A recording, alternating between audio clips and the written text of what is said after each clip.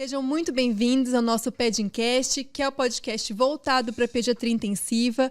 Hoje o nosso tema está sensacional, voltado para os profissionais, com um grande tema central. Estamos adoecendo? É uma pergunta que faz parte do nosso dia a dia, a gente vivencia isso na pele.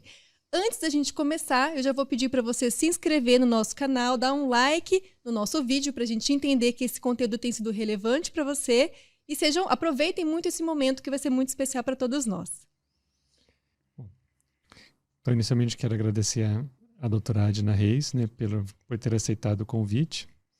A doutora Adna, ela foi aluna da Universidade Estadual de Londrina, minha aluna, inclusive. Com certeza. Durante a graduação. Na sequência, fez residência em psiquiatria e atualmente atua na área de consultório, fazendo psiquiatria clínica. E também está cursando doutorado na área de ciência da saúde pela Universidade Estadual de Londrina. Então, obrigado, Adna, por ter aceitado o nosso convite para falar de um tema tão importante. Eu que agradeço, gente. Me sinto honrada de estar aqui. Obrigada mesmo. E é um tema que mexe muito com a gente, né? Afinal de contas, o que é esse tal de burnout? A gente ouve falar demais, né? Mas o que isso significa? Que termo é esse? De onde vem? Não, é muito interessante porque, assim, tá na moda falar sobre burnout. Mas muitas vezes o diagnóstico mesmo, ele é um diagnóstico mais complexo. Não é só porque eu estou estressado com o ambiente de trabalho que eu tenho uma exaustão, né? E a gente entende o burnout com 3 principais aspectos, que é essa sensação de exaustão mesmo, que vem da tradução do nome, que é uma exaustão emocional ligada ao ambiente de trabalho. Além disso, a gente tem uma despersonalização, que a gente chama de um distanciamento. Então, aquilo que para mim antes era um trabalho super prazeroso, aquilo fazia sentido para mim de alguma forma, a gente começa a se desconectar dele. Gera uma frieza, muitas vezes, e aí essa sensação de realização profissional decadente. Então, eu não me sinto mais eficaz nesse trabalho, eu acho que isso não me representa mais. E isso acontece, lógico, cronicamente, né? Isso não é da noite para o dia, mas ao decorrer do tempo, dos meses, anos, dependendo do perfil de profissão, e nós vamos falar hoje sobre isso, isso acaba gerando consequências extremamente graves, né?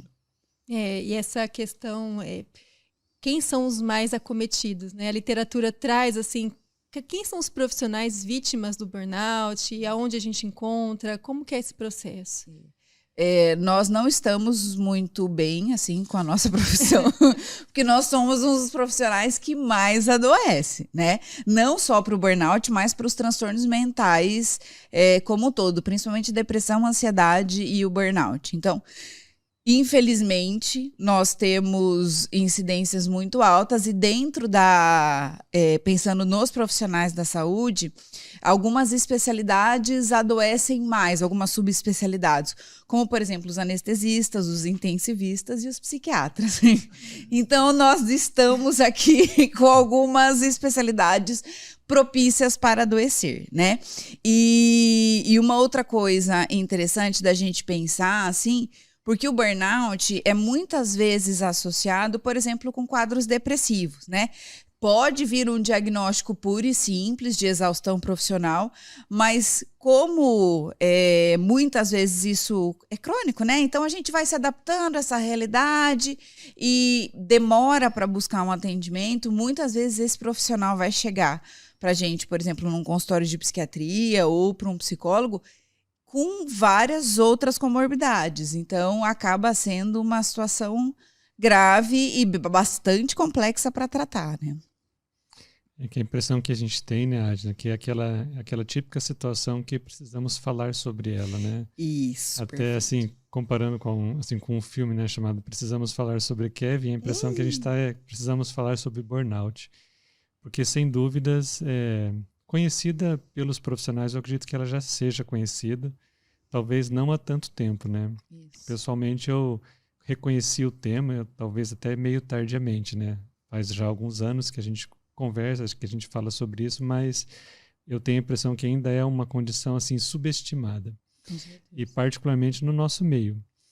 E assim, a gente, antes de falar da doença especificamente, a gente já parece que reconheceu as consequências dela, né? Isso. Então, um colega que se afastou por motivo de doença, um colega que se afastou por depressão, outros que acabaram assim migrando para o uso de substâncias muitas vezes ilícitas, e a pior situação, que é o óbito, né? Que é o suicídio relacionado ao estresse do trabalho.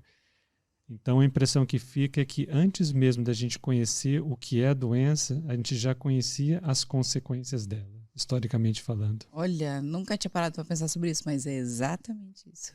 É muito triste, né? Porque a gente tem...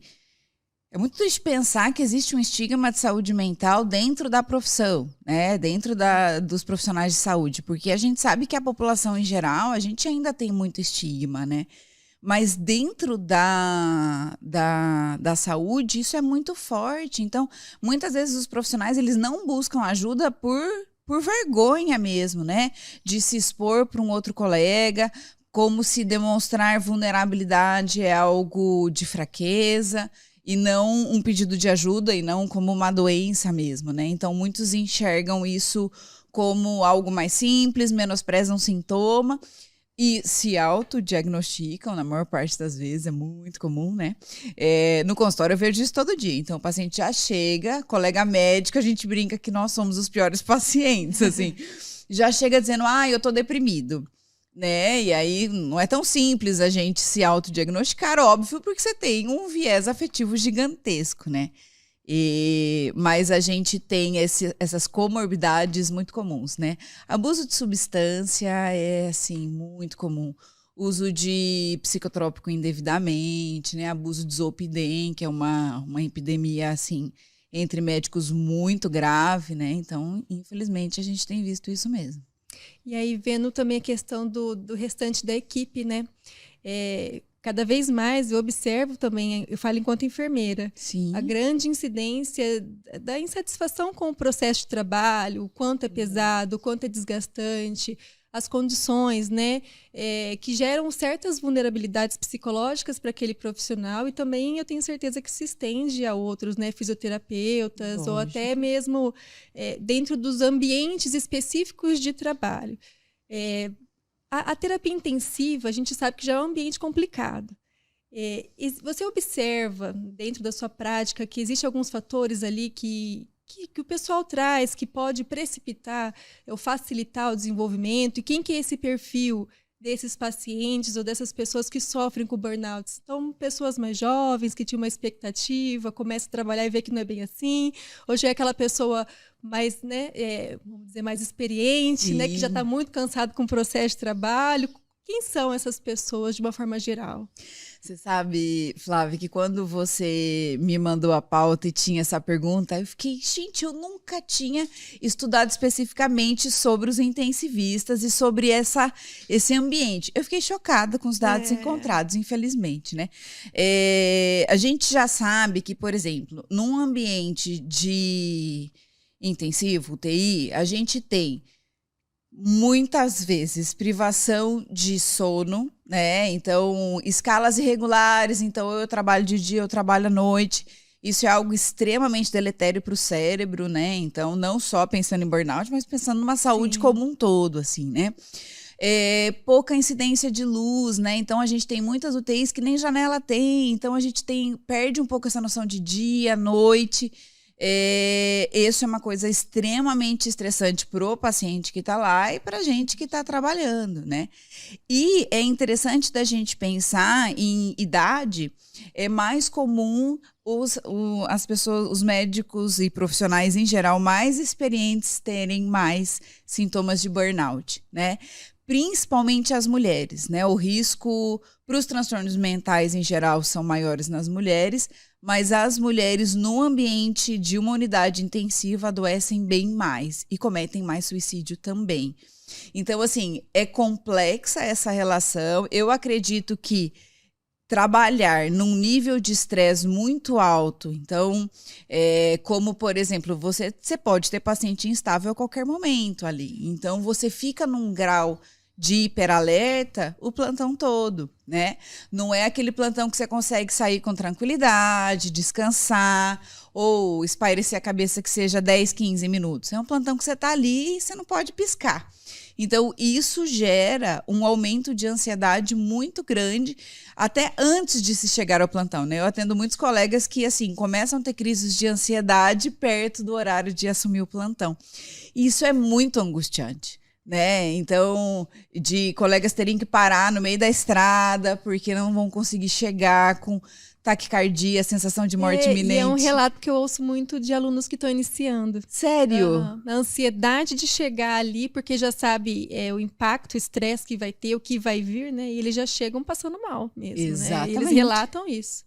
Não, é muito comum, né? É muito comum. Essa crise de ansiedade pré-plantão, e principalmente eu vejo isso assim na unidade de terapia intensiva, né? Até uma das questões quando a gente estava, né, no auge da Covid, um relato de uma colega médica que eu nunca vou esquecer, assim, ela falava, Andina, uma coisa é a gente dar a notícia de óbito de vez em quando, né? Outra coisa é num plantão de 12 horas eu estar numa UTI e ter que falar 8, 10 vezes que um paciente faleceu. Isso é muito pesado, né? Então, eu vejo que a unidade intensiva, ela acaba exigindo muito desses profissionais, porque, lógico que eu tenho desfechos maravilhosos, mas eu tenho pacientes graves, né? Então, o desfecho ruim, ele pode acontecer. Então, isso também eu acho que gera um nível de estresse muito alto em quem trabalha, né? Quer dizer, vocês podem dizer mais que eu, né? A gente percebe realmente os fatores estressantes dentro de um ambiente de terapia intensiva. Muitos desses que você comentou, né, a falta de luz, realmente a gente perde a noção de dia e noite. E quando se faz muitos plantões, às vezes perde até a noção de tempo também em relação assim, final de semana, dia de semana. E eu acredito que isso deve contribuir de alguma forma. Eu vejo assim, se for dizer por experiência pessoal, é uma coisa que eu me acostumei muito. E apesar de ter contato também com esses ambientes assim da privação da luz, do excesso de ruído, é um ambiente extremamente ruidoso. Não era para ser, mas é um ambiente extremamente ruidoso porque é o ruído do equipamento, é o ruído de vozes, é o ruído do ambiente em si. E também acaba funcionando como um fator estressante. E o excesso realmente de trabalho. Hoje em dia a gente vive uma fase em que eu tenho a impressão que as pessoas não querem mais fazer plantão. Então a gente está reduzindo o número de pessoas interessadas em fazer terapia intensiva, em todas elas. Porque ano após ano sobra vaga de terapia intensiva pediátrica, terapia intensiva neonatal e até de adultos. Talvez a pandemia tenha contribuído para isso. Quando você relata essa situação de ter que comunicar óbito várias vezes por dia, eu tenho a impressão que esses períodos de auge da pandemia mostraram o plantão de UTI como algo muito pesado, como um ambiente muito desfavorável. Então, parece estar fazendo uma certa assim, aversão às pessoas que estão terminando agora. Por outro lado, a gente acaba encontrando mecanismos de escape. E na terapia intensiva pediátrica, o que faz a gente continuar fazendo tudo isso, apesar de todos esses eventos desfavoráveis, é a criança. Ai, que legal. Mas eu acho que assim, a gente tem que encontrar isso. Então, a partir do momento que a gente encontra essa motivação, o ambiente pode estar desfavorável que a gente ainda consegue compensar. Mas isso é uma exceção. Porque todos esses fatores que você comentou, eles são praticamente a regra. Privação de sono, alimentação irregular, não ingerir água. E aí me parece que fica até um comparativo, né? Vou fazer um comparativo assim, até meio grosseiro, que seria assim, a criança com delírio. A gente às vezes reconhece uma criança com delírio quando ela está naquele delírio hiperativo. Mas a gente não reconhece uma criança com delírio hipoativo. Então, no burnout, para o profissional, essa que é a impressão que fica. Se ele está deprimido, se ele está se recusando a trabalhar, se ele está se afastando, parece que é fácil de reconhecer. Agora, para aquele que está no dia a dia ali trabalhando e que não demonstra muitos sentimentos, eu acredito que seja um diagnóstico mais difícil de ser feito. Muito. E a questão, pensando também, né, falta profissionais médicos, e também vejo que na enfermagem Isso acontece. Acontece, né? Falta. Às vezes o gerenciamento é difícil, nem sempre as pessoas realmente gostam ou têm essa disponibilidade de querer trabalhar na terapia intensiva. Às vezes eu até gosto, mas eu chego lá, a proporção que ideal, né? Vamos pensar, é um enfermeiro, né, um técnico de enfermagem para 2 crianças. Aí chego lá, às vezes... Que não é a realidade na maior parte das vezes. Né, pode acontecer de ser 3 crianças, dependendo do nível de complexidade. Então, não digo... Acho que o nosso setor cuida bastante disso, né, dessa proporção, né? Mas em outros lugares a gente vê que o recurso humano ele é escasso e sobrecarrega aquele que gosta de estar lá, mas o ambiente acaba adoecendo esse profissional. Na prática, a gente tem percebido assim, a administração tem procurado, né, oferecer uma condição de trabalho melhor dentro do que é proporcionalmente recomendado. Mas hoje em dia é muito comum não conseguir seguir essa proporção porque as pessoas estão desistindo de fazer aquilo. Que coisa, gente. Quando a gente cita novamente a UTI pediátrica como exemplo, primeiro é hospital, UTI e a criança. É difícil encontrar alguém que tenha uma aptidão tão fina para isso. O que vem acontecendo é que muitas vezes a pessoa é contratada, ela começa e poucos dias depois ela não quer mais fazer aquilo. Ela não consegue enfrentar o ambiente, porque é um ambiente difícil mesmo. E isso acaba então refletindo em quem já está lá, aumentando a carga de trabalho, aumentando as responsabilidades.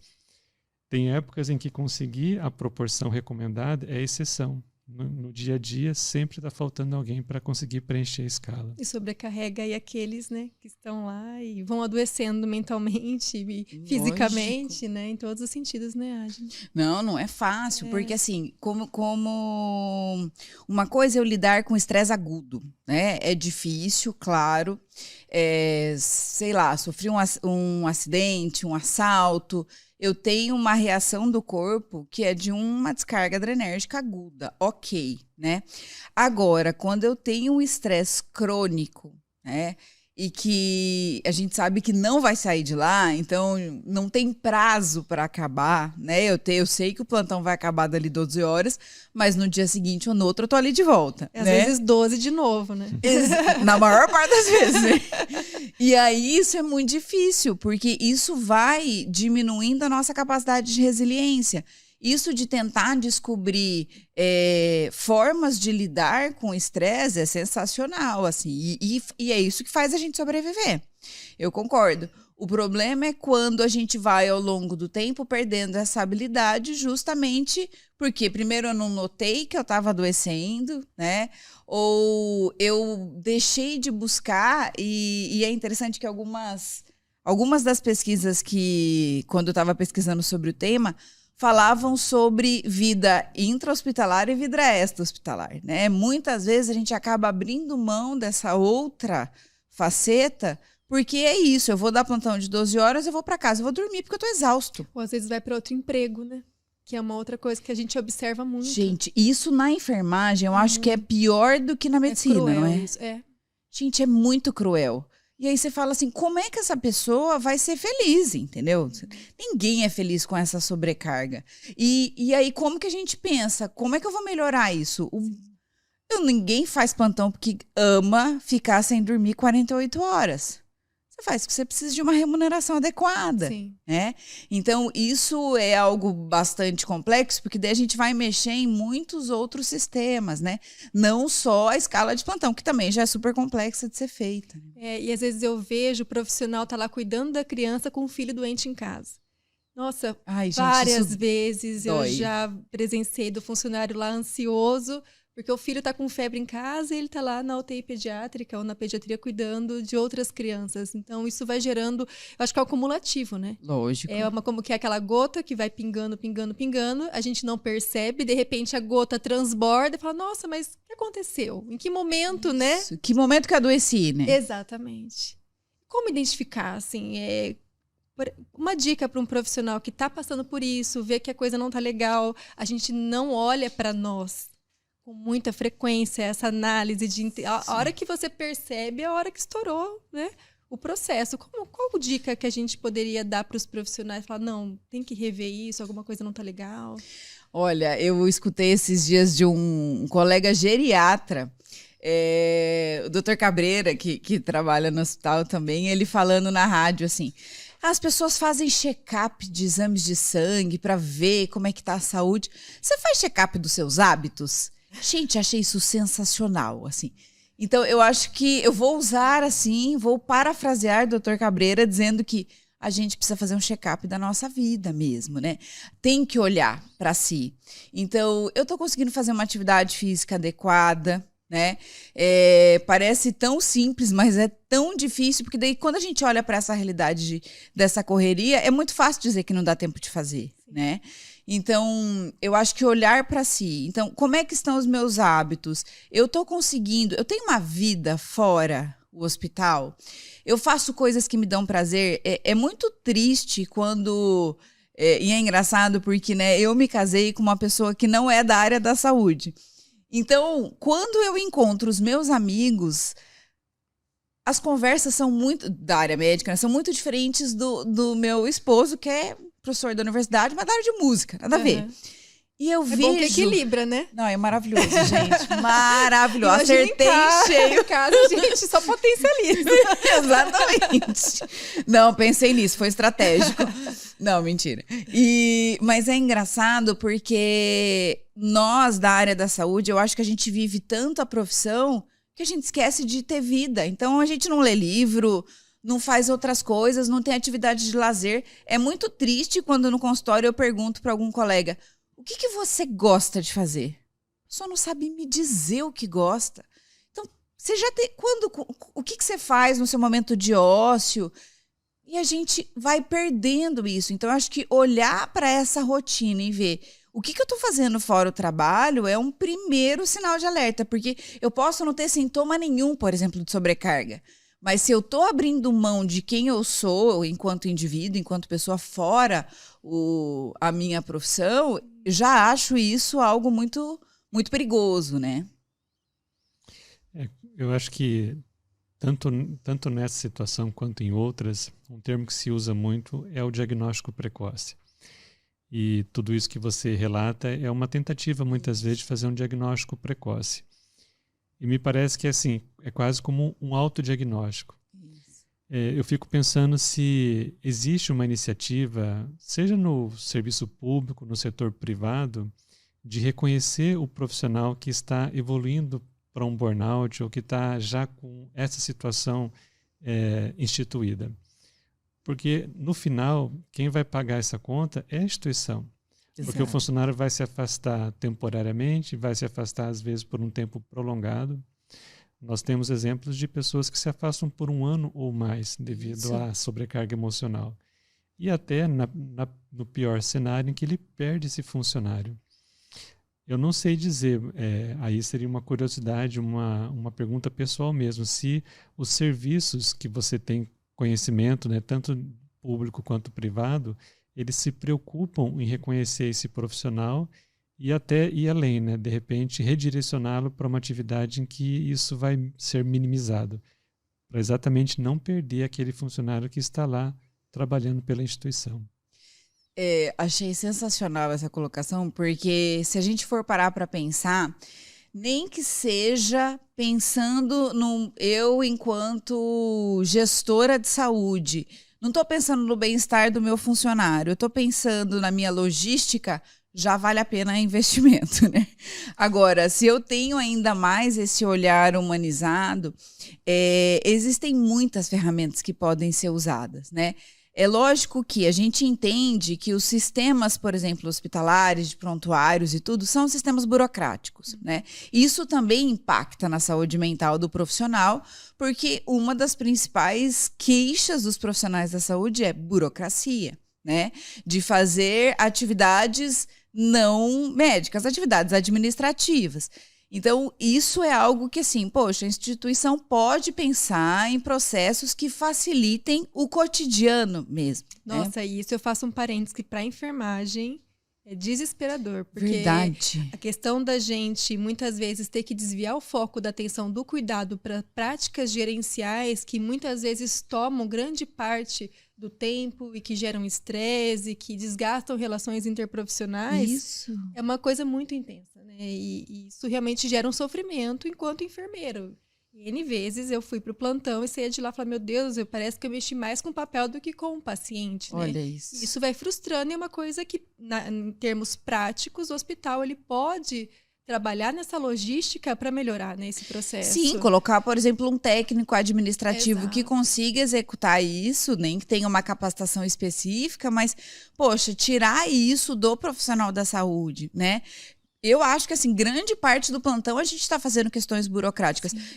Se no consultório eu penso, gente, eu passo grande parte do meu dia só descrevendo as consultas no prontuário, imagina num plantão que você tem intercorrências o tempo todo, né? Então, assim, isso eu acho que gera muito estresse e o hospital pode pensar em estratégias. Uma outra coisa que eu acho muito interessante é monitoramento de saúde mental. Porque, assim, tem ginástica laboral, então para a cada 15 minutos para fazer alguma coisa. Isso é importante? É. Mas eu acho que vai muito além disso, assim, sabe? Eu tenho que fazer com que esse profissional ele se sinta seguro. Por exemplo, algumas instituições, principalmente na época da pandemia, eles instituíram a telemedicina para os profissionais dos hospitais. Para quê? Para que um outro colega de uma região completamente diferente do Brasil atendesse esse colega, porque daí eu não tenho tanto medo de me expor, porque é alguém que eu não conheço, que não tem relação nenhuma com o meu ambiente de trabalho, porque existe isso, né? Um medo de eu me expor, pedir ajuda, e aí esse colega vai lá e me denuncia por alguma coisa, enfim, né? Então isso são estratégias que dá pra gente colocar e propriamente, sabe assim, monitoramento de aplicativos no celular, coisas que você pode usar a tecnologia a seu favor para a gente ter termômetros, né, de como enfrentar estresse. Por exemplo, no meu mestrado, eu fiz um aplicativo para pacientes com transtorno bipolar. Mas o objetivo principal do aplicativo era eles conseguirem entender como eram os sintomas da doença deles, para que eles entendessem quais eram os sinais de alarme. Então, para buscar uma ajuda antes de eu afundar num quadro depressivo com ideação suicida, enfim. E aí a gente pode passar isso, né? Poxa, existem muitas estratégias para justamente eu ir notando que eu não tô bem. E às vezes o colega, né, Adna, fala, nossa, essa pessoa tá mais quietinha hoje, tá tudo bem, né? Tá precisando sair um pouco, você percebe que a pessoa tá mais emotiva, não quer falar. E isso é bem frequente. Às vezes a pessoa não consegue se expressar, mas a equipe percebe que alguma coisa não tá legal. Né? Exato. E se a gente tivesse, assim, por exemplo, eu brinco, né? Se as prefeituras tivessem tanta preocupação de colocar a mesma quantidade de médicos, de psicólogos nos ambientes de trabalho de saúde, não só para a população, mas para a equipe, a gente teria muito menos adoecimento. Então, trabalhar, enfrentamento de estresse são técnicas que a gente pode aprender. Né? Não preciso chegar numa exaustão tão grande que eu vou falar, eu nunca mais coloco um pé numa UTI. Eu posso aprender a lidar com essas situações, isso me impactar menos e eu conseguir seguir, porque é um grande sonho essa minha especialidade. Então, eu acho que assim, existem estratégias, óbvio que a gente volta na mesma ideia do estigma. Né? A saúde mental é algo inferior, assim, por mais que tenha um impacto econômico, de presenteísmo, absenteísmo gigantesco, a gente ainda tem poucas estratégias para que isso mude, que essa realidade mude, né? Me parece que é um cenário difícil mesmo de lidar, porque além da dificuldade das instituições reconhecerem isso, a pessoa admitir, por vergonha, sei lá, por timidez ou porque achar que é algo que não é orgânico, quando de fato é. Com certeza. A gente não está falando só de algo que é de origem emocional, mas que tem uma fundamentação orgânica ali, né? Claro. E quando se fala nessa preocupação da instituição de certa forma, trabalhar com os estresses, evitar os estresses, eu vejo muito o Google como uma empresa que faz muito isso, né? onde o profissional ele é desviado assim, de modo frequente ali, durante a sua jornada de trabalho para fazer outras coisas. Não sei se a intenção deles é evitar o afastamento, se a intenção é evitar o burnout, mas é uma grande empresa de nível mundial e que surgiu com a preocupação do bem-estar do profissional. Olha que legal. Inclusive com atividades lúdicas, com atividades de tipo recreação mesmo, claro, numa caracterização de adultos, para evitar exatamente o adoecimento do profissional. Acredito que por ser uma empresa tão grande e com tamanha força dentro da própria internet, eles não querem de forma alguma perder profissionais que são especializados naquilo. Então já é uma filosofia da empresa trabalhar com o bem-estar emocional do profissional que trabalha para eles. Olha, isso é sensacional, né? Eu costumo dizer, por que a gente tem... E são coisas simples, né? Existem estratégias complexas, mas tem coisas simples. Esteticamente, o ambiente de trabalho, ele é adequado? Sabe? Muitas vezes é um ambiente frio, com uma pintura feia. Gente, pintura não custa tanto, sabe? São coisas simples. Esse quarto, ele tem um colchão adequado? Se eu tiver 15 minutos, eu puder deitar. Não são coisas muito difíceis, né? Eu não preciso... E o Google é sensacional nisso, assim. Eu acho que eles estão anos-luz na nossa frente. E é justamente porque eu trabalho com a criatividade, né? Então, para eu trabalhar com a criatividade, eu preciso estar muito bem mentalmente. Porque eu preciso ligar regiões cerebrais que eu preciso... se você é uma pessoa ansiosa, você dificulta muito, por exemplo, o processo criativo. E eu digo mesmo, nós trabalhamos com criatividade o tempo inteiro no trabalho. Nosso trabalho é cognitivo, né? E aí a gente não tem o mesmo estímulo cognitivo do que, por exemplo, uma empresa como o Google. E a gente poderia fazer isso de forma muito mais assertiva. Até a gente estava falando antes da questão dos professores, né? Que também é uma outra profissão que tem índices altíssimos de burnout. Falo, gente, entra numa escola pública. Esteticamente é tudo muito feio, é tudo muito deteriorado. Isso também influencia e impacta, né? A arquitetura impacta a nossa saúde mental. E a questão até, por exemplo, na UTI, muitas vezes a gente entra de manhã, chega lá, tá amanhecendo, entra, você não consegue olhar para fora, de repente você sai, choveu, você nem sabia que estava com tempo de chuva, né? E como o ciclo é complexo, né, Adina? Porque no final, se o profissional está cansado, estressado, desmotivado, é difícil a gente não perceber que isso vai impactar de uma certa forma na assistência. Lógico. Vai impactar não intencionalmente, mas isso vai acontecer. E a gente está falando de profissionais que lidam com vida, com procedimentos que exigem atenção, cautela, raciocínio cognitivo, né, que não dá margem para erros. Isso. Que é um outro estresse, assim, eu não posso errar. Né, porque um erro ali, a gente pode sabe que errar é humano, mas um erro ali, ele pode ter consequências muito sérias, né? Então, o quanto isso vai pesando, né? E estrategicamente são coisas que parecem pequenas, mas gerencialmente, se a gente tiver uma intervenção mais assertiva, uma estrutura melhor, já garante uma melhora de qualidade de vida para aquele profissional ali. Não, e eu ouso dizer, isso óbvio, eu que estou dizendo, a ciência não diz, mas você diminui mortalidade, eu acredito, no ambiente hospitalar, assim. Com certeza. Porque diminui a chance de erro, né? Sim. E são coisas simples, é isso. Poxa, gente, tem uma copa. Deixa um lanchinho gostoso lá, não custa nada, sabe? São pequenos prazeres da vida. Sim. Que naquele momento, 10 minutos que você parou, sentou, conversou, tomou um negócio gostoso, você volta melhor, né? Nenhum ser humano, por mais que seja treinado para ter uma atenção plena e sustentada, você consegue sustentar isso muito tempo, né? Então, eu preciso dessas pausas, né? Piloto de avião, teoricamente eu não posso dirigir um avião mais do que 4 horas seguidas, porque eu não vou conseguir sustentar minha atenção. Imagina, né? Olha a carga horária que a gente tem num plantão e o quanto a gente mantém essa atenção sustentada, né? Às vezes até a instituição consegue limitar. Não, você aqui não pode fazer mais do que 12 horas. Mas aí o profissional ele vai para um outro serviço que não tem como controlar isso. Aí às 12 vira 24, que às vezes vira 36 e aí por aí vai, né? Isso, exato.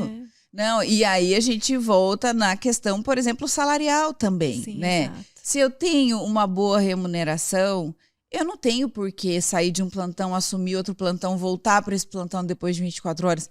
Eu não preciso disso. Ninguém faz isso porque gosta, porque é viciado em trabalho, né? Eu faço isso por uma questão de necessidade. Então, é lógico que isso impacta na economia, mas se a gente fizer um estudo, com certeza o impacto econômico que a gente tem do absenteísmo, do presenteísmo, do erro médico, é muito maior do que se a gente repensasse todas as estratégias de enfrentamento, né?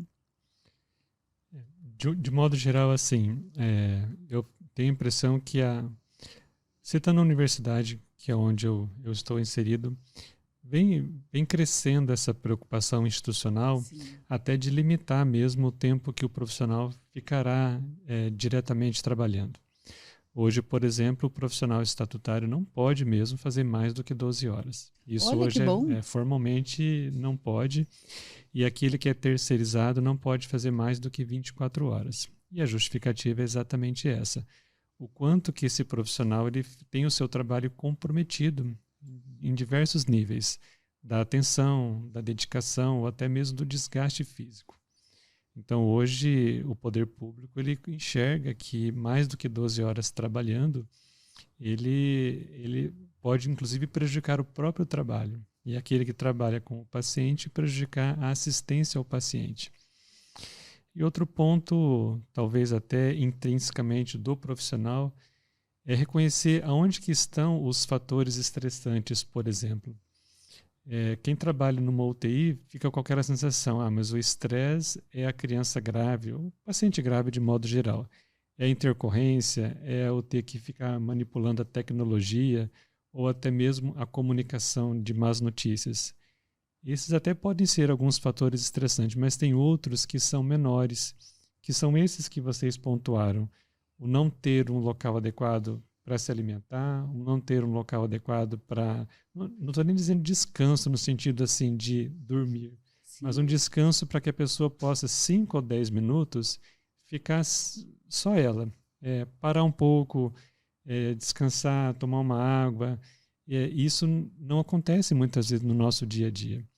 Eventualmente ter 15 ou 20 minutos de silêncio para que a pessoa possa até assim, recarregar as energias, porque isso acaba levando realmente a um estresse que, se a pessoa não dá conta, a primeira coisa que impacta, que eu vejo, é na atenção. Então, falando do profissional médico, por exemplo, que a gente tem que lidar com um grupo de plantonistas, um grupo de residentes, quanto maior o tempo que ele fica exposto a um ambiente sem que ele possa fazer uma pausa, maior é a chance de ele cometer algum equívoco, algum erro. Ao passo que, se eventualmente ele tivesse, olha, você vai ter 20 minutos que você pode fazer o que você quiser, pode sair desse ambiente, pode ficar fechado em algum lugar, pode almoçar tranquilamente sem interrupção, isso já faz com que ele volte diferente, já volte renovado. Tem gente que não pode sair, né? Tem que ficar ali o tempo todo. Mas essa questão de não poder parar um pouco para restabelecer energia, isso acaba sim gerando inclusive um comprometimento do trabalho. Então nem sempre é só mais a longevidade das horas de trabalho, mas a hora mal trabalhada, a hora sem que ele possa fazer pausas ou mesmo parar um pouco para recuperar um pouco daquela energia que está sendo gasta ali durante aquele dia. Lógico, uma poltrona, né? Se você tem uma poltrona confortável que você consegue sentar, ficar num ambiente calmo, já ajuda muito, né? E isso é interessante, por exemplo, uma das coisas que a gente percebe, pensando no meio médico, que é um dos grandes fatores de risco para o burnout, é a violência, né? Então, essa violência institucionalizada. Então, eu tenho uma privação de sono, eu não estou bem emocionalmente, eu acabo sendo mais agressivo verbalmente. E isso gera estresse no ambiente de trabalho, né? Agora, se eu estou melhor, se eu tenho essas pausas, se eu consigo descansar, isso diminui a chance de eu ser... colocar uma ordem de uma forma áspera, né? Porque a gente pode dizer a mesma coisa de diversas formas, né? Mas quando você está cansado, você fica muito mais intolerante aos pequenos erros do que quando você está bem, né? E aí isso gera um estresse no ambiente como um todo, né? E trazer a importância da comunicação entre a equipe, né? A questão do relacionamento interpessoal, que é o que você colocou. Uma coisa é você trabalhar num setor em que você não tem a sua valorização, né? As pessoas não têm uma voz, não tem... É mais difícil, ninguém quer trabalhar num ambiente desse. Né? Que as coisas não são levadas ou são hierarquizadas de uma forma que não existe. Então, essa questão da comunicação ela é muito importante. Né? A gente fala que às vezes é o mal do século. Né? Muitas coisas poderiam ser evitadas se as pessoas souberem se comunicar. Exato. Então, já começa educação, né? E aí, não é? E às vezes o estresse piora esse processo e vira um ciclo, ambiente e tudo mais. Né? Porque a gente já vive uma época em que a comunicação ela foi terceirizada. Porque é mais fácil hoje em dia a pessoa mandar uma mensagem, mandar um e-mail. Então, isso eu falo por mim mesmo. Sim. Hoje em dia, ter que parar para atender um telefone parece que já é um peso. Isso. Como assim essa pessoa ousa me ligar? Sim, tá tocando telefone? Você sabe que tem WhatsApp? Exatamente. E coisas que, para quem viveu épocas em que... Eu fui aluno, por exemplo, em que não existia mensagem. Então, se a gente tinha que discutir alguma coisa, você tinha que ir até a pessoa, você tinha que telefonar para a pessoa, e aí não tinha como fugir da comunicação. Então, hoje, essa comunicação já está sendo comprometida pela tecnologia. A gente não vai conseguir voltar atrás. Mas eu acho que cabe a cada um se policiar em relação a isso. Tentar ter uma comunicação assertiva, eficaz, e para que não gere outros problemas que daí vai acabar perdendo o controle mais tarde. Lógico. Engraçado, olha que coincidência, né? Hoje a gente estava conversando com uma psicóloga sobre comunicação não violenta, que é algo que pode ser ensinado. Então a gente pode pensar isso institucionalmente. Como é que eu coloco e ensino técnicas de saber ser assertivo, me comunicar, mas de uma forma não agressiva, né? Sem colocar que a culpa é do outro o tempo inteiro. Isso faz muita diferença. Se você tem um diálogo, mas muitas vezes eu vejo que assim, é uma falta de preparo mesmo e uma falta de autoconhecimento, né? As pessoas não têm noção não conseguem nomear sentimentos. Então é difícil eu olhar e dizer, olha, esse profissional ele cometeu esse erro, mas isso me deixou frustrado. Não, eu jogo a culpa toda nele, eu não consigo olhar para mim, olhar para minha trajetória. Então, isso é uma questão de autoconhecimento mesmo, né? Não é fácil. É uma coisa que a gente não consegue sozinho, né? A gente precisa de uma ajuda profissional muitas vezes para isso, porque nem tempo para a gente fazer essa autorreflexão nós temos, para ler um livro que possa ajudar. A importância de ter essa ajuda profissional, né? Não só quando está tudo difícil, mas preventivamente, né, Adi? Lógico. A terapia, assim, ela é um divisor de águas na vida de qualquer pessoa, assim. E muitas vezes a gente pensa de buscar a terapia quando eu adoeci. Não, o ideal é que a gente busque para não adoecer, né? A gente trabalha com prevenção em todas as áreas da saúde. Por que a gente não trabalha com prevenção em saúde mental, né? Eu vou buscar depois que eu adoeci. O exemplo clássico, assim, eu tenho um filho de 2 anos e meio e quando eu fiquei gestante, que eu comecei a ficar mais roliça, assim, que ele começou a perceber que alguma coisa ia mudar, ele mudou muito comportamento. Então, era uma criança muito calma, muito tranquila, começou a ficar extremamente irritada, reativa. Eu falei, mas peraí, esse daí não é o Gregório que eu conheço. Mandei pra terapia. Gente, e aí, amigas tirando sarro. Mas tinha que ser filho de psiquiatra, né? Mandar pra terapia com 2 anos, pra que isso? Falo, gente, deu 4 sessões, a criança é outra. Então, pra que eu vou esperar gerar um trauma se eu posso, com um profissional, ajudar a ele elaborar essa mudança de rotina, que pra ele vai ser um sofrimento, de uma forma menos estressora, né? Então, isso também é preconceito. Então, poxa, eu preciso ter algo muito grave para eu buscar um terapeuta. E não, a gente tem ótimos terapeutas que fazem com que a vida seja muito melhor, né? Eu falo que, gente, façam terapia, né?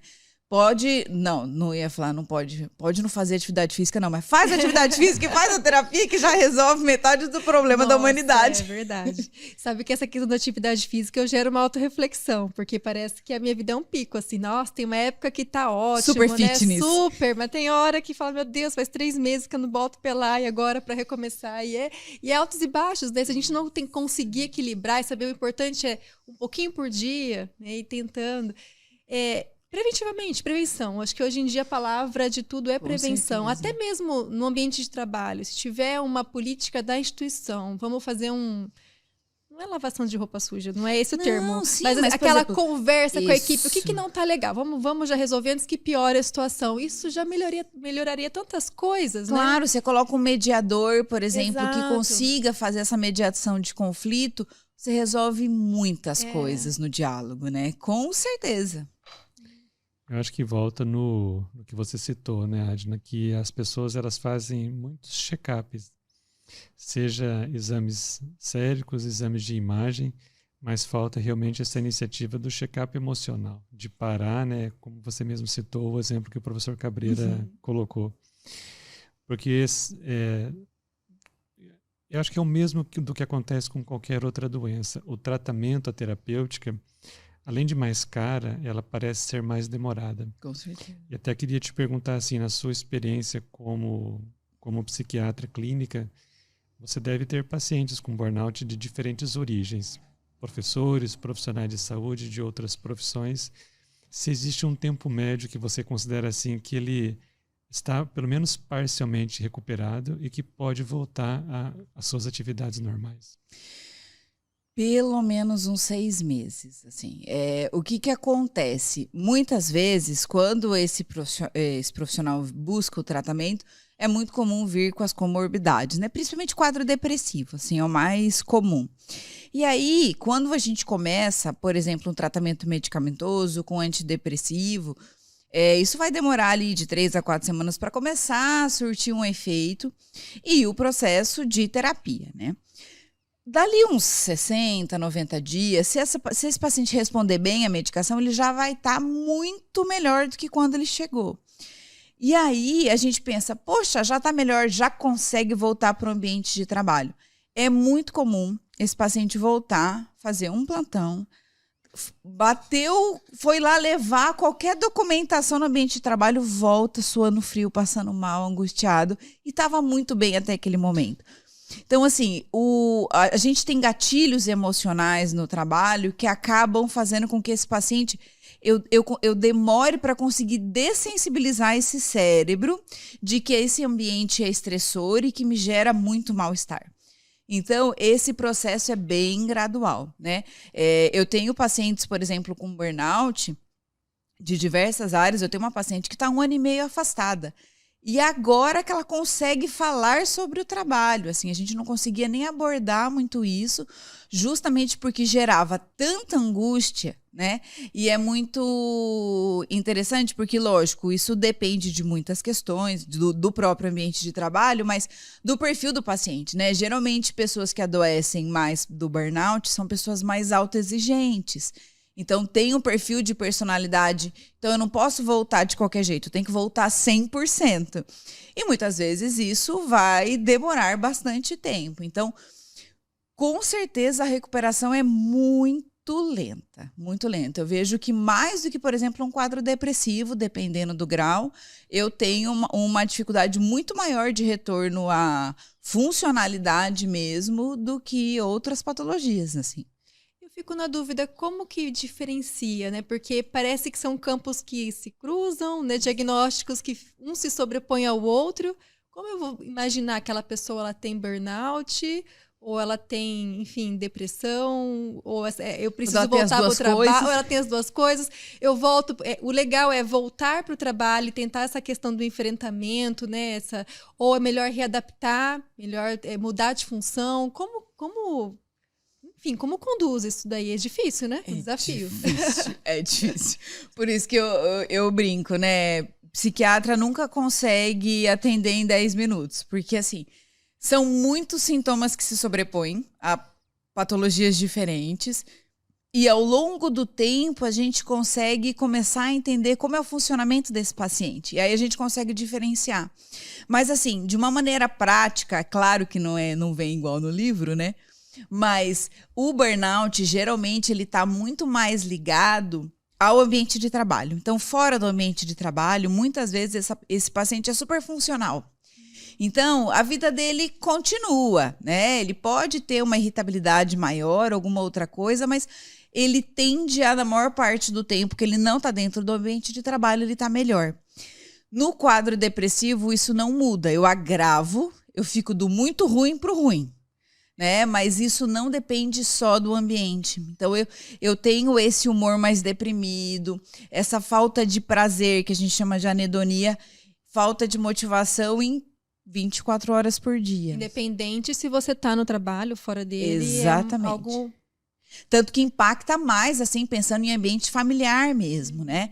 Porque... E aí esse paciente acaba vindo mais cedo, assim, porque vem o familiar traz, nem que seja amarrado, assim, olha, não, essa criatura não tá bem. Mas no burnout, geralmente quem vai perceber mesmo ou é o profissional quando tá no limite do limite, ou algum colega de trabalho que fala, olha, tô achando que você tá muito ríspido, esse não é seu padrão de comportamento, o que tá acontecendo, né? E aí que a gente consegue diferenciar, assim.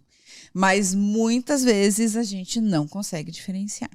Vem tão grave, vem tão limitado, que se não é um paciente que a gente já acompanhava antes, aí você só vai conseguir entender lá na frente quando ele está melhorando, né? A despersonalização, né? Isso. Que fala, ele é um componente obrigatório do burnout? Obrigatório. Obrigatório, E é né? muito comum. Fala, Muito nossa, ela não comum. era assim, né? Isso. E assim, de escutar assim, gente, essa era a minha maior paixão, eu amava o que eu fazia. Hoje eu não consigo me imaginar fazendo a mesma coisa. Isso é muito triste, né? Porque, poxa, você estudou uma vida inteira, pensa uma formação de enfermagem, fisioterapia, medicina, são muitos anos de estudo. Para você olhar para aquilo e falar assim, não, eu não quero mais. Tem uma colega psiquiatra que teve um burnout, porque trabalhou muito tempo em hospital psiquiátrico, que tem uma demanda muito grande de gestão, de uma série de coisas. E ela falou, eu tive que me afastar uns 2 anos da profissão, fui fazer qualquer outra coisa, fui estudar sei lá o quê, para depois conseguir me recolocar, né? Então, isso é muito mais comum do que a gente imagina, né? Quando você cita essa necessidade de afastar, por exemplo, do ambiente de trabalho, eu acredito que seja, talvez não um pré-requisito, mas uma recomendação para, pelo menos, afastar do estressor. Voltando daí um pouco, né, para essa área que é de terapia intensiva, eu vejo 2 situações. Uma é afastar um profissional que é treinado, que é capacitado para fazer aquela função, cuja substituição dele pode não ser tão fácil. E outra, pensando até no profissional médico, que muitas vezes ele depende da chamada hora extra, do plantão extra. Se ele é afastado, ele vai ter que abrir mão do plantão extra. Se é algo que o orçamento mensal dele depende, ele vai sentir. Então, primeiro assim, como lidar com essas necessidades do indivíduo? E em segundo, se seria possível tratá-lo sem afastar do trabalho. Legal isso. Na área médica isso é muito comum, né? De eu falar assim, olha, eu preciso que você se afaste. Ele fala, não tem como. Eu preciso pagar minhas contas, né? Muitas vezes é um profissional terceirizado, então eu não tenho um vínculo empregatício, que é muito comum, né? Então, isso a gente faz. É possível? Com certeza, tá? É claro que vai depender do nível. Se esse paciente cognitivamente ele está apto para trabalhar, então ele tem uma tomada de decisão adequada, eu consigo fazer, ele funcionalmente ele está funcionando, ok. Então a gente usa medicações específicas para que ele use no ambiente de trabalho, para que ele consiga diminuir o nível de ansiedade, para eu conseguir fazer essa amígdala cerebral dele ficar menos reativa. Então a gente usa algumas estratégias. É possível, né? Isso com os colegas médicos é o que a gente mais faz. Não só, por exemplo, os de benzodiazepínico, mas a buspirona, que é uma medicação ansiolítica muito interessante, que não prejudica nível de atenção, nada disso, a gente consegue usar para essas situações. E é muito interessante quando eu consigo tratar esse paciente no ambiente de trabalho. É sempre a melhor saída, né? Porque e se eu tenho mudanças de estratégias mesmo do ambiente de trabalho. Então, eu tenho um gestor que percebeu que esse colega não está legal, então vamos mudar algumas coisas aqui, disso, vou colocar uma cadeira de descanso, ou há um conflito na equipe, vamos trabalhar isso para que isso se resolva. Então, tudo isso, se eu ainda tenho, além desse profissional, uma mudança do ambiente de trabalho, eu consigo fazer esse retorno muito mais precoce e, às vezes, um não afastamento, né? Sem dúvida. Mas daí precisa de medicação, né? Não tem como a gente falar assim, não, desenvolva capacidades de resiliência assim e volte para o ambiente. E eu vejo as enfermeiras, né, de um modo geral, falando muito, eu não posso adoecer porque eu preciso disso, ou tá pegando hora extra também para isso, o quanto que essa dependência, né, de não posso adoecer porque financeiramente eu dependo disso, como isso judia do profissional, né? Nossa. E acaba fazendo com que ele se expõe a ambientes que só vão adoecer cada vez mais progressivamente. É bem complexo, né? Essa questão, esse gerenciamento do trabalho, né? Muito Chega triste. uma hora, como que a gente consegue melhorar? É algo a se pensar estrategicamente, de colocar, mapear onde está o problema individualmente, na instituição, gerencialmente, para ver como que a gente consegue lidar com isso na prática, para não perder esses profissionais de algo que é tão específico, por exemplo, que é a UTI pediátrica, UTI neonatal, né? Enfim, e outras especialidades, né? Não, perder um profissional capacitado ali. Lógico. E pensa, né? Eu falo que assim, isso não é um luxo. Gente, a gente, né? Na maior parte das pessoas somos... a gente trabalha para pagar as contas, Exato, né? Ninguém vive de renda. Então, assim, é uma realidade e isso também é um estressor muito importante, né? Tanto que... uma pesquisa que eles fizeram na Inglaterra, inclusive, eles falavam isso, que um dos fatores de risco era não ter seguro-desemprego. Porque dependendo do vínculo empregatício, eu não tenho a possibilidade de afastamento. Então, é isso, eu não posso adoecer. No HU é o chamamento. Isso. Trabalhou, ganhou. Não trabalhou, não ganhou. Não ganhou. Ponto, né? É bem exatamente isso mesmo. É muito, muito desgastante para o profissional, né? Burnout é uma doença ocupacional? Ela é, porque eu preciso do ambiente de trabalho para desenvolver. O que eu posso ter previamente são fatores de risco, como gênero, genética para quadros psiquiátricos, coisas que a gente não comanda, mas eu preciso de um deflagrador, né, um gatilho do ambiente de trabalho.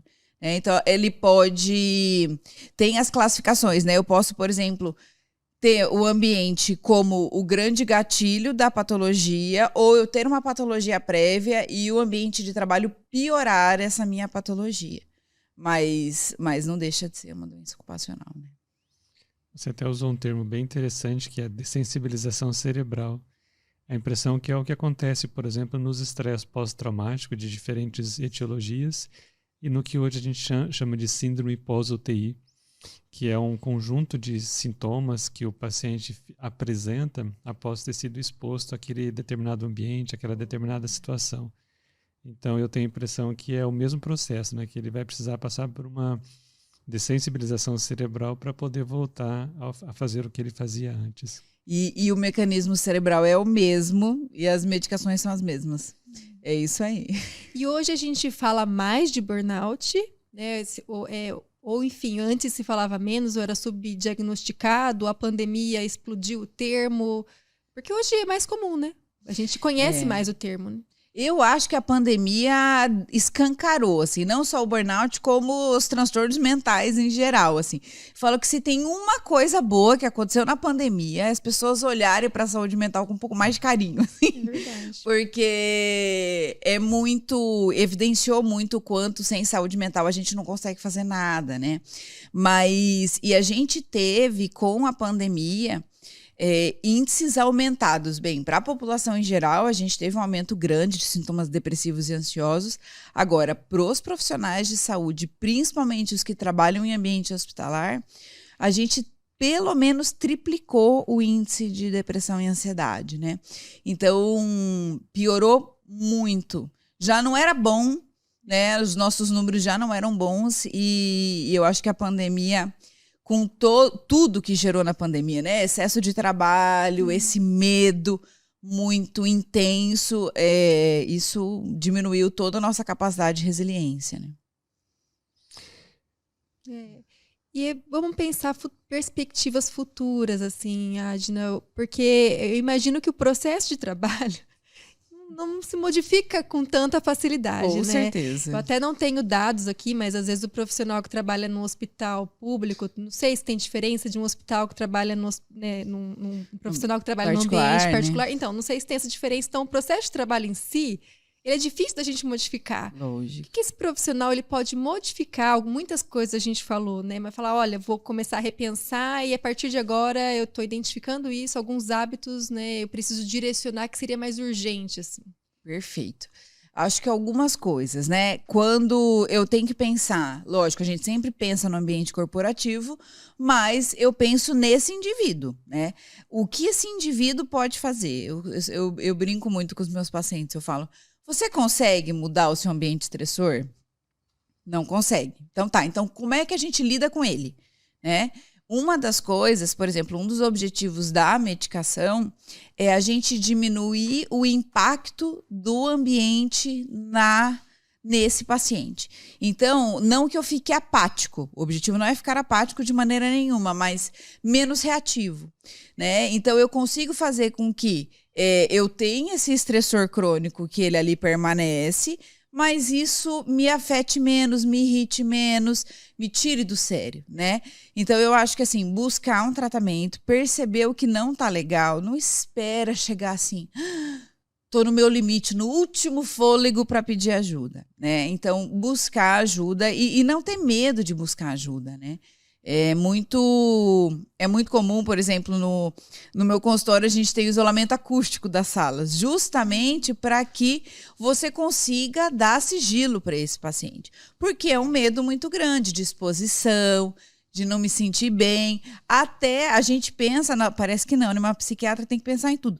Até na logística da agenda. Então, assim, eu tenho pacientes que se conhecem, eu não deixo em horários próximos. Eu nunca pensei nesse lado. Até isso a gente tem que pensar. E assim, por quê? Porque pode ser que esse paciente não se importe e ache o máximo encontrar alguém conhecido, mas pode ser que não. Pode ser que se sinta envergonhado. Então, é muito comum a gente ter que pensar nessa logística toda, assim, mas buscar tratamento. A terapia ajuda muito nesse aspecto. E coisas simples. Eu falo, todos os dias a gente tem que fazer alguma coisa que nos dê prazer.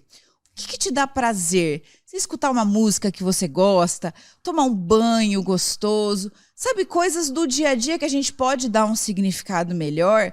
Eu brinco do banho porque eu relaxo muito no banho, né? É um banho, né? Aquele banho sem pressa. E a gente que tem filho pequeno sabe que isso é tão difícil, porque você entra no chuveiro, parece... É tão interessante que às vezes não tá acontecendo nada. Seu subconsciente parece que ouve eles gritarem lá, nem o banho consegue ser relaxante.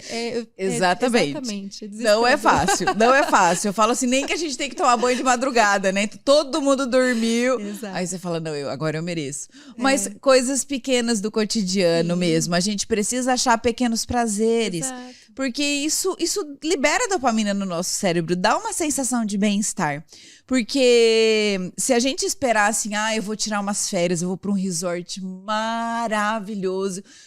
Poxa, isso pode demorar anos, entendeu? Eu falo, com filho, então, você só muda o trabalho, o ambiente do trabalho, porque você continua trabalhando quando você viaja. Então, assim, a gente precisa desses micro-oásis no meio do caos, assim. E aprender a ter prazer nas pequenas coisas, né? Porque tudo esperamos acontecer e não vivemos o hoje. A gente vive do passado, vive pro futuro, mas o presente passa e, de repente, piscou... Passou, né? A gente própria refeição. Aproveitar. Exato. Pensa, a gente faz uma refeição sem olhar o celular. Então você nem prestou atenção no sabor da comida. Não, eu falo por mim também. Não, mas o Arnildo mesmo, né? Hoje em dia ele tá tentando acordar às 5 horas da manhã para fazer atividade física. Porque a questão é em que momento vai encaixar. Não tem outra opção. Não é? Às 5 horas da manhã, pelo menos, os filhos estão dormindo, dá tempo de fazer uns 40 minutos, voltar a tomar um banho sem os filhos acordarem. Gente, a logística não é fácil. É muito louco isso, né? Porque realmente, eu quero ler um livro. Eu tenho que andar com o livro na bolsa. Porque se sobrou 5 minutos, vamos abrir o livro lá, às vezes 5 minutos que a gente consegue ler um pouco. Se deixar para ter um momento para ler o livro, vai passar anos e eu não vou terminar o livro que eu comecei, né? Exatamente. Não é? E o cansaço, O né? cansaço, Então, assim, exato. eu tenho 2 livros que estão na minha cabeceira lá. Eu olho para eles e falo, um dia eu vou terminar, Tira eu o juro. pó, né? Isso, porque não consegue. Os filhos dormiram, eu brinco que a gente desmaia, a gente não dorme, né? Exato. Mas é isso, são pequenos micro-oásis. A questão da atividade física é igual lá em casa, assim. A gente fez uma logística maluca, vira um caos o dia que a gente vai fazer atividade física, mas assim, ou é no caos ou a gente não consegue fazer, né? Então é isso, assim, a gente colocar como prioridade. No começo você falou uma coisa, Flávio, que eu achei muito interessante. Que você falou assim, ó, tem épocas que eu tô super fitness, tem épocas que não. E eu acho que a gente precisa ter essa autocompaixão de entender que, olha, eu vou derrubar esse prato agora, porque agora não dá, entendeu? Amanhã eu vejo o que eu faço. Então, entender esse limite, respeitar esse nosso limite é fundamental, né? Eu tô aprendendo a dar prazer às pequenas coisas todos os dias, né? Porque não é fácil. Se a gente deixar o ambiente levar, a gente vai colocar na balança muito mais coisas negativas do dia a dia do que positivas, né? Então, hoje, por exemplo, foi um dia super puxado. Nosso filho foi tirar os dentinhos de baixo. Daí ele voltou com os dentinhos lá. Olha que legal, os dentinhos caíram. É uma coisa, é um marco para ele. Caíram os 2 primeiros dentinhos. É um momento de prazer ali que passa. Se a gente deixa, depois eu vejo. Depois, né? Isso, se a gente tá não bom, tá bom. E os filhos crescem, e a vida passa, e a gente envelhece, né? E de repente fala, poxa, aproveitei, não aproveitei. E eu vejo muito como uma reflexão de vida. A gente fala de burnout, a gente fala de trabalho, mas é muito mais sobre nós do que sobre o processo. É como a gente enxerga o mundo. E hoje, graças a Deus, a gente fala mais sobre isso. Sem preconceito, abertamente. A gente sabe pedir mais ajuda. Estamos aprendendo, né? Esse processo de mais compaixão conosco.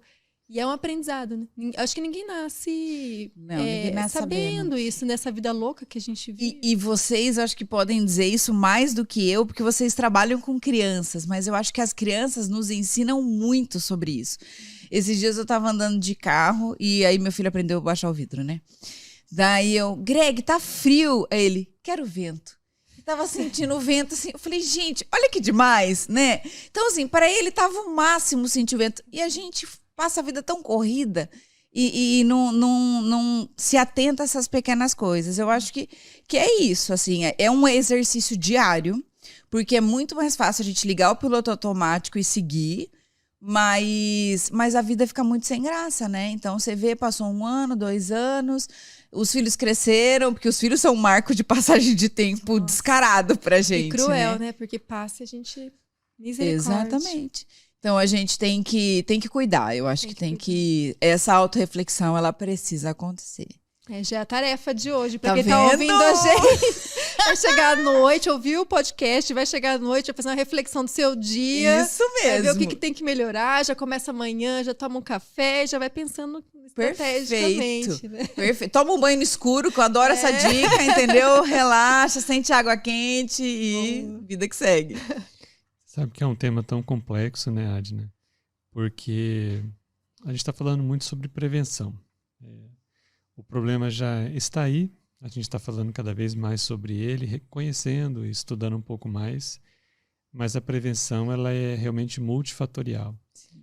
Tem medidas que cabem ao indivíduo, né, ao trabalhador, tem medidas que cabem à instituição que recebe esse trabalhador, que é responsável por esse trabalhador, e tem as medidas de quem vai tratar dele depois, quem vai cuidar dele depois. E principalmente o aspecto social. Eu percebo assim, não mas mais do que um exemplo, que a pessoa que às vezes ele tem que se afastar por ter sido vítima do burnout, por ter sido vítima de um estresse de trabalho, nem sempre ele é visto como um doente, como um paciente. Às vezes ele é visto como um transgressor. E é muito fácil, né, às vezes, nós darmos as costas para essas pessoas, né, ou eventualmente assim, afastando ela, inclusive, dos nossos objetivos futuros. E eu vejo que a saída não é essa, porque ele é uma vítima, ele é um paciente. É muito comum a gente, às vezes, por exemplo, estar tratando de uma criança, fazendo uma anamnese de uma criança, e aí vem aquela informação de que os pais ou um dos pais tem problemas com adição. qual que é o primeiro sentimento que a pessoa fica? Preconceito. Isso. Ele olha como se aquilo fosse um crime. Eu falo que não, ele é doente, ele é vítima também. A gente tem que mudar o foco, porque afastar uma pessoa, deixar de cuidar de uma pessoa porque ele está passando por um momento extremamente delicado, independente de qual seja aquele momento, não é a melhor solução. Então eu vejo assim que cabe a nós, que muitas vezes somos responsáveis por essas pessoas, reconhecer precocemente que ela está sendo vítima de um estresse de trabalho, de um burnout, encaminhá-la sim para os devidos cuidados pelo tempo que for necessário, mas a gente tem que criar condições para ele voltar. Isso. Ninguém pode simplesmente ser renegado ao ostracismo, né? Ele cometeu uma infração, e por mais que não tenha sido uma infração, ele saiu um pouco daquilo que se espera e parece que a solução é não tê-lo mais por perto. Ao contrário, porque muitas vezes a gente construiu tão bem aquele profissional, a gente moldou tão bem aquele profissional, lapidou para que ele se tornasse um bom atuante, um bom médico, um bom profissional, que às vezes, quando ele passar por um momento desse, a gente tem que tentar resgatá-lo de volta, independente do tempo que passa. Então, eu ainda vejo um pouco de preconceito, não das pessoas que sofrem desse mal, mas eventualmente das pessoas que convivem com ela. E a impressão que a zona de conforto afasta e esquece dele. Mas não, eu vejo que a necessidade é trazê-lo de volta, principalmente se a gente lutou tanto, né, e tentou por tanto tempo construir um bom profissional. Não, perfeito. O apoio social, ele faz muita diferença, né? E é muito comum quando eu afasto esse paciente do ambiente de trabalho, que esses colegas de trabalho não entrem mais em contato, né? Esse paciente fica muito solitário mesmo. E o julgamento, assim, ele é automático, né? Eu falo que, assim, a gente não consegue controlar o julgamento como a gente não consegue controlar o crescimento da nossa unha, assim. Mas eu posso controlar aquilo que eu faço com esse pré-julgamento. Então, eu tive esse pensamento, opa, será que é um pensamento adequado? Não é, né? Eu estou julgando, eu não preciso disso. E aí colocar esse freio, né? Isso aos poucos vai ficando muito mais fácil. Porque, muito legal. Porque estar do lado de cá é uma situação de comodidade. Passar pela situação de exposição, porque no final é um profissional que se expôs. E muitas vezes de uma exposição que veio atrelada a um julgamento pesado. Isso. E quem ganha com isso? Ninguém ganha. Porque o doente perde oportunidades e a gente perde um bom trabalhador. Isso. Então chega uma hora que a gente tem que pensar, então, qual é a melhor solução? E a melhor solução definitivamente não é o esquecimento e não é o afastamento definitivo dessa pessoa. É reconhecimento e tratamento para resgatá-lo. Acolhimento, né? A gente precisa acolher, né? A gente nunca sabe qual é o grau de sofrimento que o outro está passando. Não tem nem como a gente adivinhar isso. Por isso que eu falo, é só acolher, né? Muitas vezes essas pessoas só querem ser escutadas, só querem ser olhadas com carinho, né? E reconhecer, ter esse sentimento validado, né? Faz muita diferença, muita diferença. Compaixão, né? Empatia, coisas que o ser humano merece, né? Todo ser humano merece, né? Exatamente. Nossa, que conversa boa! Uma conversa boa porque em vários episódios nós falamos muito do paciente, da criança grave, falamos dos familiares. Acho que o primeiro episódio é que nós falamos dos profissionais. Que legal! Esse olhar para o profissional, a gente não pode esquecer. É o profissional que move tudo aquilo, né? Com um objetivo em comum, no nosso caso, de lidar com a criança grave e fazer ela sair bem, mas é o profissional. E se o profissional não está bem, ele não vai cuidar bem, né? E muitas vezes isso vai refletir na recuperação daquela criança. Com certeza. Então a gente precisa investir nisso, falar mais sobre isso. A saúde mental é gostoso conversar porque a gente aprende e também gera uma autorreflexão. Com certeza. Porque ninguém, né, está surfando na onda, né, de bem em todos os aspectos, porque a vida é uma montanha-russa. E é importante que a gente saiba quando a gente está no alto que a queda vem e que a gente tem que lidar com essa queda, entender as nossas limitações para conseguir se, né, erguer de novo. E esse é o processo natural. Então, Eu vejo como professora, assim, muitos alunos que saem numa expectativa de que vai ser tudo perfeito, né? E não é. E por mais que o professor fale, não, o mundo lá fora não é perfeito, né? Ele vai sair e vai falar, mas ninguém me avisou que não era tão perfeito assim. Mas não é.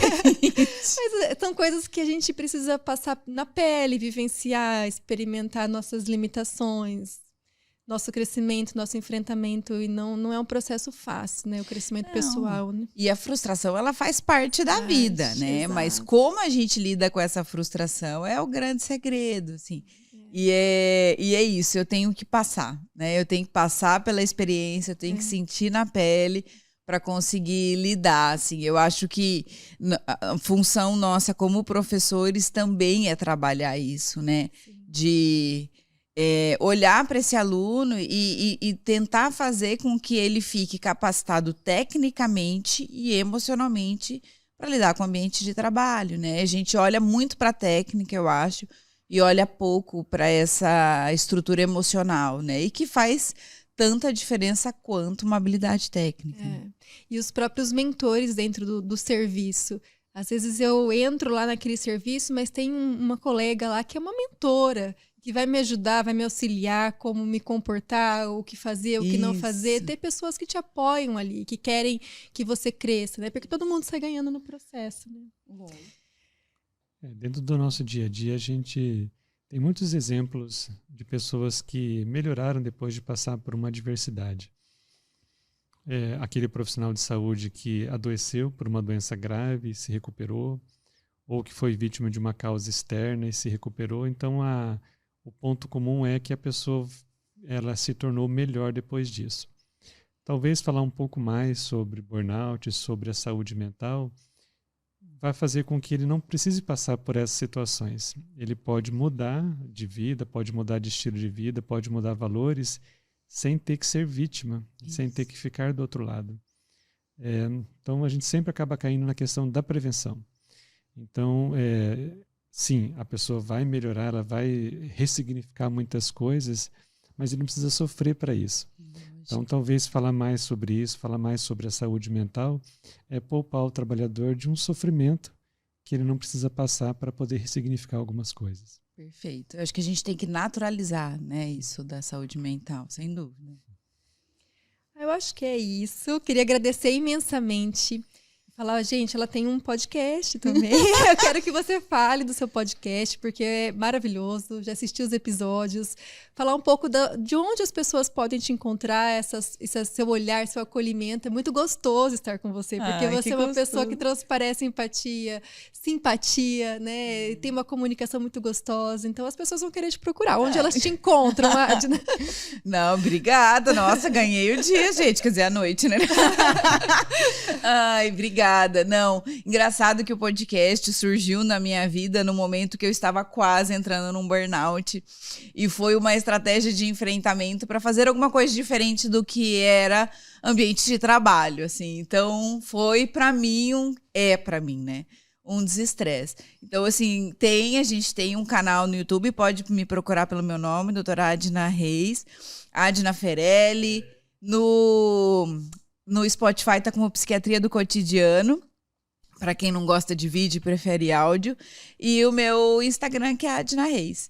Então, eu fico, assim, super feliz que eu entendo que as redes sociais, elas são um caminho para a gente diminuir preconceito. Então, isso tudo começou pensando justamente para naturalizar assuntos polêmicos e que a gente tá cheio de tabus ainda.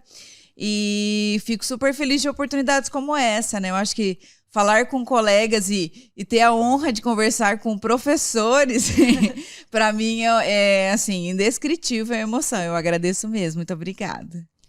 Mas é recíproco, Adna. Então fica aqui também o meu agradecimento. Depois que a gente começa a assim, atingir uma certa idade, e aí a gente vê os alunos como filhos mesmo. Então, para mim, é com muito orgulho que hoje a gente está conversando aqui. E conheci você como uma aluna diferenciada, muito dedicada, e que hoje tornou-se uma profissional de referência dentro daquilo que você faz. Então, fica o meu agradecimento, fica o nosso agradecimento por uma conversa tão produtiva e esclarecedora. Gente, sigam ela, vão lá, vale muito a pena, né, Adila? Não, realmente vale a pena, é muito gostoso, enfim, a energia é muito boa. E a gente agradece por passar um pouquinho dessa energia para nós aqui. Ai, obrigada, adorei.